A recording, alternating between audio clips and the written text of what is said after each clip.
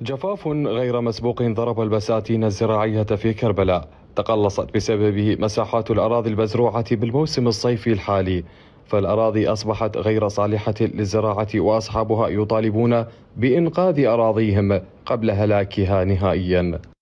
يعني احنا نعاني من هاي شحة المياه كل سنة، وهاي وضعية انت شفتها وصورتها، ونسقي من هذا البزل اللي دمرنا دمار. يوم عن يوم قامت تقل، لان ماكو شنو مي، فالفلاح اضطر بهذه الحاله اضطر يبيع قسم من البستان في سبيل يكون عيشته ويزوج اولاده ويبنى بيته.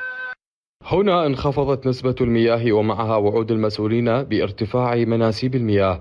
كربلاء كانت منتجة لأكثر المحاصيل الزراعية من الفواكه والتمور، إلا أنها الآن تعيش ظروفا صعبة أثرت على حياتهم في الزراعة، ما أجبرهم على تحويل أجناس بساتينهم إلى قطع سكنية للاستفادة منها لعيش عوائلهم ومن يعملون لديهم في هذه الأراضي.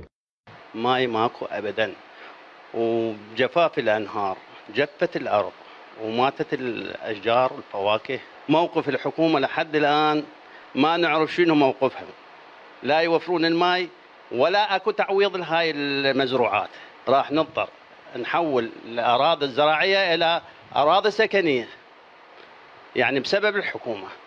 الموسم الجاف وقلة الأمطار في هذا العام الحالي، الأزمة التي أخذت بالتفاقم خلال الفترة الماضية، تهدد بساتين كربلاء وتنهي محاصيلهم لهذا العام. من كربلاء، جاسم الهميم، التغيير.